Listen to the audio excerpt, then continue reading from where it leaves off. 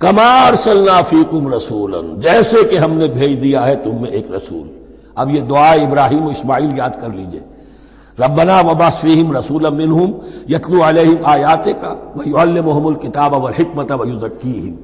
اب گویا کہ وہاں تو دعا تھی، اور یہ 3000 سال کے بعد اس دعا کا ظہور ہو رہا ہے بعثت محمدی کی شکل میں۔ کما ارسلنا فیکم رسولا منکم، جیسے کہ ہم نے بھیج دیا ہے تم میں رسول اپنا، تم ہی میں سے، یتلو علیکم آیاتنا، وہ تلاوت کرتا ہے تم پر ہماری آیات، ویزکیکم، تمہیں پاک کرتا ہے، تزکیہ کرتا ہے تمہارا، ویعلمکم الکتاب والحکمہ، اور تمہیں تعلیم دیتا ہے کتاب و حکمت کی، ویعلمکم ما لم تکونوا تعلمون، اور تمہیں تعلیم دے رہا ہے ان چیزوں کی جو تمہیں معلوم نہیں تھی۔ یہاں ایک نکتہ بڑا اہم ہے، حضرت ابراہیم اور اسماعیل کی دعا میں جو ترتیب تھی یہاں اللہ نے اس کو بدل دیا ہے۔ وہاں کیا تھا؟ تلاوت آیات، تعلیم کتاب و حکمت، پھر تزکیہ۔ یہاں کیا ہے؟ تلاوت آیات، پھر تزکیہ، پھر تعلیم کتاب و حکمت۔ اب ظاہر بات ہے کہ حضرت ابراہیم حضرت اسماعیل نے جو بات کہی وہ بھی غلط تو نہیں ہو سکتی، لیکن ہم یہ کہہ سکتے ہیں کہ اس کی امپرووڈ فارم یہ ہے جو اللہ تعالیٰ کی طرف سے دی گئی، اس لیے کہ تزکیہ مقدم ہے۔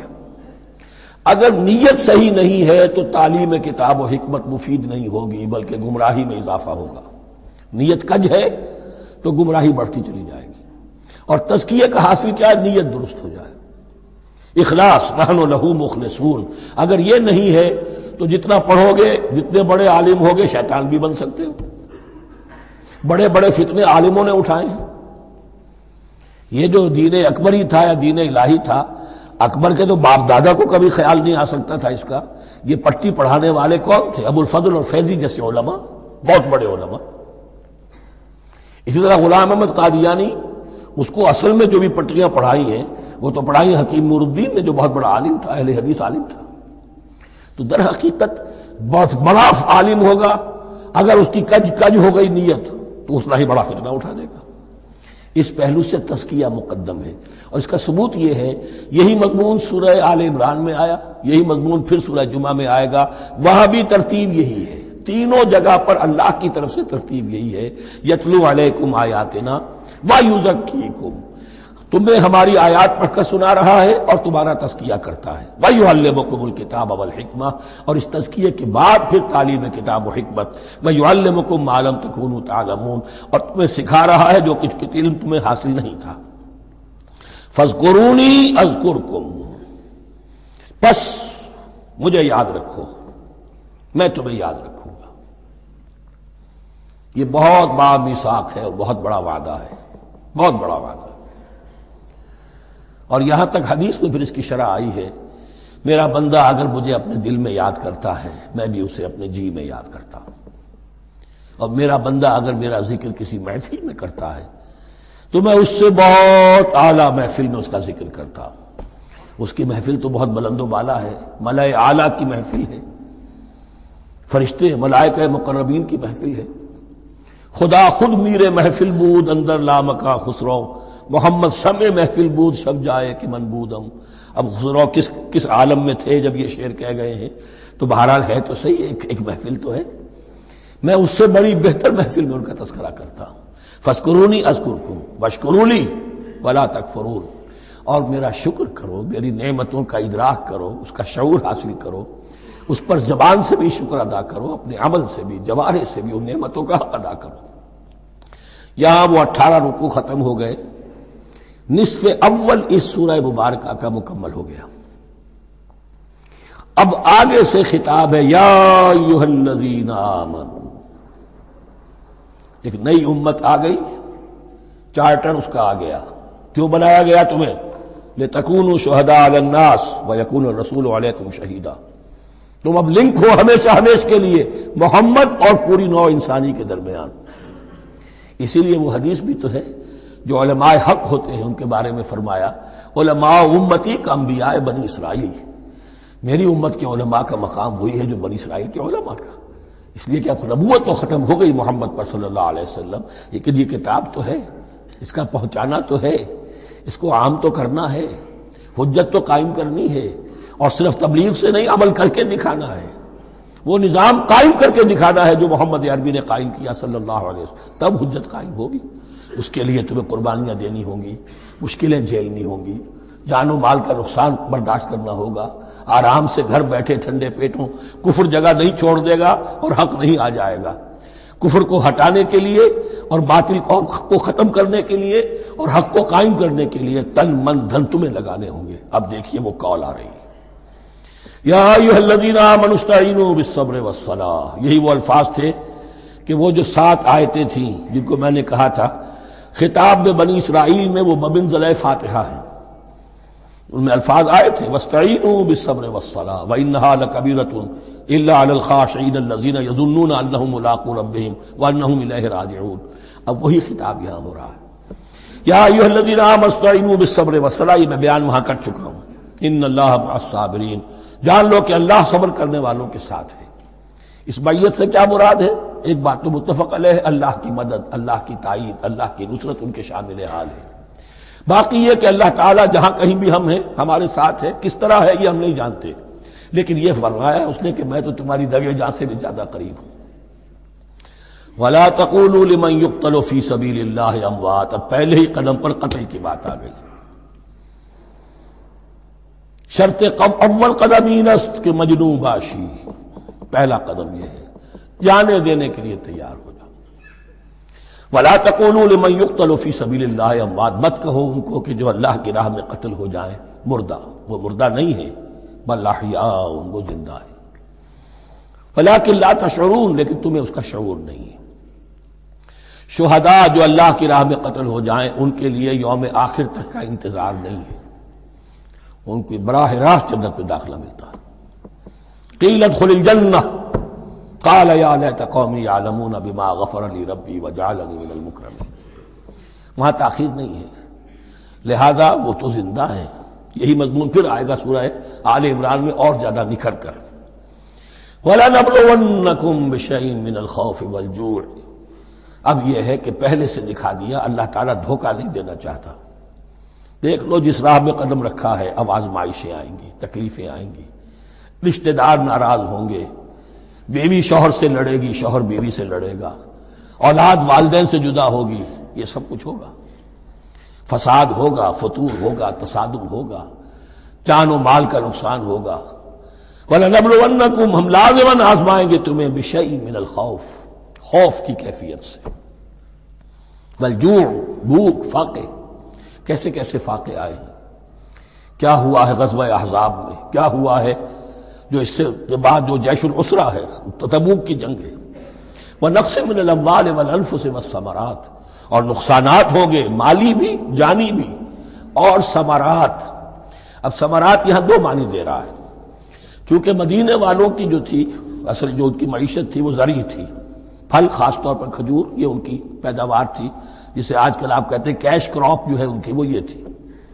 اب ایسا بھی ہوگا کہ فصل تیار کھڑی ہے، اگر اسے اتارا نہ کھجور سے تو ضائع ہو جائے گی، اور ادھر سے تبوک کا حکم آ گیا نکلو اللہ کی راہ، یہ ساری فصل ضائع ہو جائے گی۔ امتحان ہو گیا کہ نہیں؟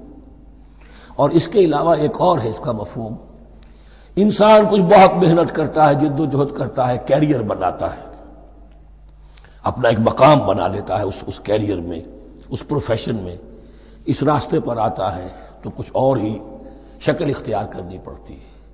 وہ تجارت کے زمانے میں جو محنت کی تھی، وہ کیریئر کو اب جمانے میں جو محنت کی تھی، وہ سارا کا سارا معاملہ جو ہے وہ کھو کر پھر اس وادی میں آنا پڑتا ہے۔ وَلَنَبْلُوَنَّكُمْ، یہ بھی ثمرات ہیں نا، محنت کے ثمرات۔ وَلَنَبْلُوَنَّكُمْ بِشَيْءٍ مِّنَ الْخَوْفِ وَالْجُوعِ وَنَقْصٍ مِّنَ الْأَمْوَالِ وَالْأَنفُسِ وَالثَّمَرَاتِ وَبَشِّرِ الصَّابِرِينَ، اور اے نبی بشارت دیجئے صابروں کو، صبر کرنے والوں کو۔ یہ کون ہے؟ الذین اذا اصابتہم مصیبۃ، وہ لوگ کہ جن کو جب بھی کوئی مصیبت آئے قالوا انا للہ وانا الیہ راجعون، وہ کہتے ہیں ہم اللہ ہی کے تو ہیں، اللہ ہی کی طرف ہمیں لوٹ جانا ہے، کل بھی جانا تھا، آج چلے جائیں، حاضر ہیں، جتنی جلدی بلا لیں۔ نشان مرد مومن باتوں گویم، جو مرگ آیا تبسم مر لبے اوست، مرد مومن کی تو نشانی یہی ہے کہ جب موت آئے تو مسرت کے ساتھ اس کے چہرے پر، اس کے ہونٹوں پر مسکراہٹ ہو۔ یہ ایمان جو میں نے کہا تھا لٹمس ٹیسٹ یہ ہے کہ بندہ مومن اس دنیا میں زیادہ رہنے کی خواہش نہیں کر سکتا. لائف از اے لائبلٹی، جو لمحہ آ رہا ہے اس کا حساب دینا ہوگا. تو جتنی عمر بڑھ رہی ہے حساب بڑھ رہا ہے. It's not an asset, it's a liability. اور الدنیا سجن المومن و جنت الکافر، یہ تو مومن کے لیے ایک قید خانہ ہے، ہاں کافروں کی جنت ہے. وبشر الصابرین الذین اذا اصابتهم مصیبۃ قالوا انا للہ وانا الیہ راجعون اولئک علیہم صلوات من ربہم ورحمہ. یہ ہیں وہ لوگ کہ جن پر ہر وقت اللہ کی عنایتوں کا نزول ہوتا رہتا ہے اور رحمت کی بارش ہوتی رہتی ہے. وَأُولَٰئِكَ هُمُ الْمُهْتَدُونَ، اور یہی لوگ ہیں ہدایت یافتہ جنہوں نے واقعتاً ہدایت کو اختیار کیا ہے. اور جو ایسے مرحلے پر ٹھٹک کر کھڑے رہ جائیں، پیچھے رہ جائیں، پیچھے بیٹھ جائیں، پیٹھ موڑ لیں، وہ گویا کہ ختم ہوا ان کا معاملہ. اب چونکہ اس معاملے میں بحث ہو گئی تھی خانہ کعبہ کی بھی، پھر اسی میں مقام ابراہیم کی بات آ گئی تھی، تو کچھ ذہنوں میں سوال پیدا ہوا کہ یہ جو حج کے مناسک میں صفا اور مروہ جو ہے یہ بھی تو آخر اسی کا تو ان کی کیا حقیقت ہے، کوئی حقیقت ہے یا نہیں. فرمایا ان الصفا والمروہ من شعائر اللہ، یہ بھی اللہ کے شاعر میں سے ہے. شاعر کسے کہتے ہیں؟ وہ چیز جو شعور بخشے. تو وہ چیزیں کہ جن کے ساتھ اولو العزم پیغمبروں یا اولو العزم انسانوں، اولو العزم اولیاء اللہ کے کچھ حالات و واقعات کا کوئی ذہنی سلسلہ قائم ہوتا ہو، وہ گویا کہ شعور دلانے والے ہوتے ہیں، یاد دلانے والے ہوتے ہیں، اللہ تعالیٰ کی طرف ذہن کو لے جانے والے ہوتے ہیں. اس اعتبار سے شاعر. ان الصفا والمروہ من شعائر اللہ فمن حج البیت او اعتمر فلا جناح علیہ ان یطوف بہما. تو جو کوئی بھی ہمارے گھر کا حج کرے، بیت اللہ کا حج کرے یا عمرہ کرے، اعتمر، فلا جناح علیہ، تو کوئی حرج نہیں ہے اس پر، ان یطوف بہما، کہ ان دونوں کا بھی طواف کرے. وہ جو 7 چکر لگائے جاتے ہیں، ان الصفا والمروہ.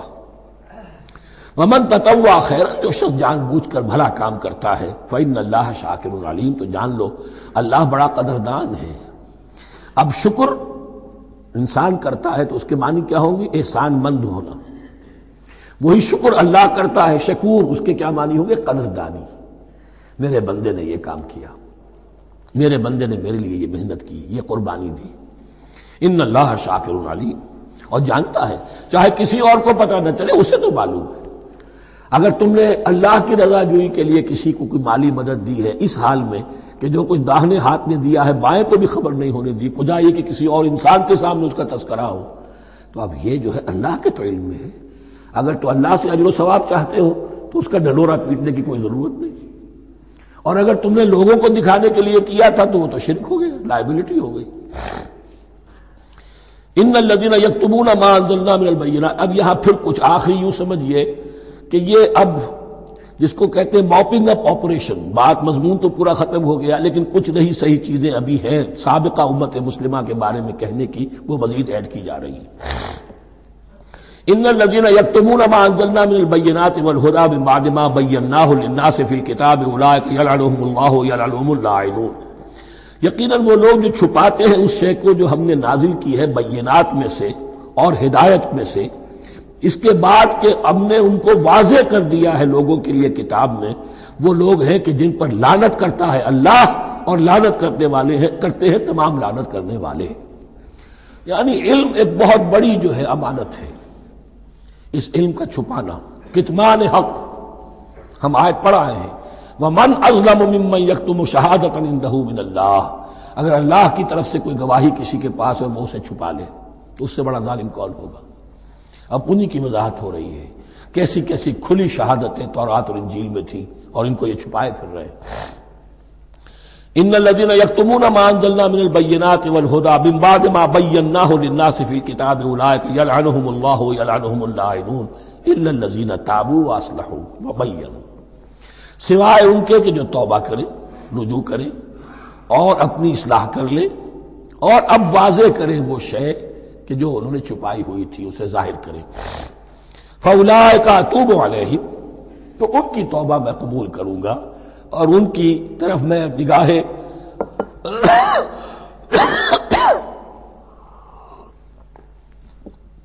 نگاہ التفات میں اپنی پھر ان کی طرف متوجہ کر دوں گا۔ وَأَنَا التَّوَّابُ الرَّحِيمُ، اور میں تو ہوں ہی توبہ کا قبول کرنے والا اور رحم فرمانے والا۔ إِنَّ الَّذِينَ كَفَرُوا وَمَاتُوا وَهُمْ كُفَّارٌ، یقیناً جن لوگوں نے کفر کیا اور وہ مرے اسی حال میں کہ کفر پر قائم تھے، اولئک علیہم لعنۃ اللہ والملائکۃ والناس اجمعین، ان پر تو لعنت ہے اللہ کی بھی اور فرشتوں کی بھی اور تمام انسانوں کی بھی، خالدین فیہا، اس لعنت کی کیفیت میں وہ اب ہمیشہ رہیں گے، لا یخفف عنہم العذاب، نہ ان پر سے عذاب کے اندر کوئی کمی کی جائے گی، ولا ہم ینظرون، نہ انہیں کوئی مہلت ملے گی کہ عذاب کا تسلسل ذرا سی دیر کے لیے وقفہ ہو جائے، سانس لینے کی مہلت مل جائے، ولا ہم ینظرون۔ وَإِلَٰهُكُمْ إِلَٰهٌ وَاحِدٌ، سن لو تمہارا الہ اور معبود ایک ہی الہ ہے، لا الہ الا هو الرحمن الرحیم، اس کے سوا کوئی الہ نہیں ہے اور وہ رحمان ہے اور رحیم ہے۔ اب جو آیت آ رہی ہے اس کے پڑھنے سے پہلے ایک بات سمجھ لیجئے کہ یہ جو اب 22 رکوعوں کا مضمون ہم پڑھ رہے ہیں، مجھے یہ بات آج شروع میں واضح کرنی چاہیے تھی، اس میں ترتیب کیا ہے۔ میں پہلے عرض کر چکا ہوں کہ پہلے 18 رکوعوں کی تقسیم ورٹیکل کی ہے ہم نے، 18 کو 4 رکوع ادھر، 10 درمیان میں، پھر 4 ادھر۔ یہاں اب چلے گی ہاریزونٹل تقسیم، افقی تقسیم، اور اس کی بھی شکل کیا ہے کہ 4 مضامین ہیں کہ جو تانے بانے کے ساتھ بنے ہوئے ہیں، یا 4 لڑیاں ہیں مضمون کی کہ جن کو بٹ کر رسی بنا دیا گیا۔ وہ 4 مضامین کیا ہیں؟ مسلمانوں سے خطاب میں ان کے لیے عبادات اور احکام اور شرائع، یہ واجب ہے، یہ کرنا ہے، یہ حلال ہے، یہ حرام ہے، نماز فرض ہے، روزہ فرض ہے، وغیرہ وغیرہ۔ اور 2 لڑیاں جہاد، جہاد بالمال، جہاد بالنفس۔ جہاد بالنفس کی آخری انتہا قتال ہے، جہاں انسان نقد جان ہاتھ پر رکھ کر، ہتھیلی پر رکھ کر میدان میں حاضر ہو جاتا ہے۔ جو جنگ میں گیا اس نے اپنے آپ کو موت کے لیے پیش کر دیا، بچ کر آ جائے تو بونس ہے۔ اس اعتبار سے یہ 4 جڑیں۔ شریعت کو 2 حصوں میں تقسیم کیجئے، عبادات اور پھر بقیہ احکام شریعت، معاملات، جن میں خاص طور پر شوہر اور بیوی کا تعلق جو ہے وہ سب سے اہم ہے۔ تمدن انسانی کی بنیاد وہی ہے۔ لہذا اس صورت میں آپ دیکھیں گے تفصیلی احکام آئیں گے آئلی قوانین کے ضمن میں۔ دوسری طرف جہاد بالمال یعنی انفاق، اللہ کی راہ میں خرچ کرنا، اور جہاد بالنفس جس کی آخری منزل قتال۔ اب یہ 4 لڑیاں اس طرح سے ہیں، فرض کیجئے ایک لال لڑی ہے، ایک پیلی ہے، ایک نیلی ہے، ایک ہری ہے، ان کو بٹ دیا گیا ہے۔ جب ایک طرف سے دیکھیں گے تو کٹا پھٹا نظر آئے گا رنگ، لال نظر آیا، پھر پیلا نظر آیا، پھر نیلا نظر آیا، پھر ہرا، پھر لال، پھر نیلا، پھر پیلا، پھر ہرا۔ تو ایسا معلوم ہوگا جیسے کٹے پھٹے ہیں مضامین۔ لڑیاں کھول دیجئے، معلوم ہوگا ایک لڑی وہ بھی بڑی مسلسل ہے، جہاد بالمال کی، ایک لڑی ہے جہاد بالنفس یعنی قتال کی، ایک لڑی ہے جو عبادات کی، ایک لڑی ہے معاملات کی اور شریعت کے احکام کی۔ یہ 4 لڑیاں، اور یہ تانے بانے کی طرح بنی ہوئی ہیں، لیکن اسی بنتی میں بہت بڑے حسین پھول موجود ہیں۔ طویل آیات، عظیم ترین آیات قرآن مجید کی، ان میں سے اب ایک آیت یہاں آ رہی ہے۔ اس کو میں نے عنوان دیا ہے آیت الآیات۔ ان فی خلق السماوات والارض واختلاف اللیل والنہار والفلک التی تجری فی البحر بما ينفع الناس وما انزل الله من السماء من ماء فاحیا به الارض بعد موتها وبث فيها من كل دابة وتصريف الرياح والسحاب المسخر بين السماء والارض لآيات لقوم يعقلون۔ اتنے فینومینا آف نیچر کسی ایک آیت میں جمع نہیں ہے قرآن میں۔ اللہ تعالیٰ تمام فینومینا آف نیچر کو اپنی آیتیں قرار دیتا ہے، آسمان اور زمین کی تخلیق، رات اور دن کا الٹ پھیر مختلف جگہوں پر، اور یہ جو ستارے ہیں اور یہ جو بھی نباتات ہیں زمین کی، ان میں سے آیتیں ہی آیتیں۔ لیکن ان آیت الآیات کو جس طرح یہاں ایک آیت میں سمویا ہے، یہ حکمت کا ایک بہت بڑا پھول ہے، بہت بڑا پھول جو ان 4 لڑیوں کی بنتی کے اندر آ گیا ہے۔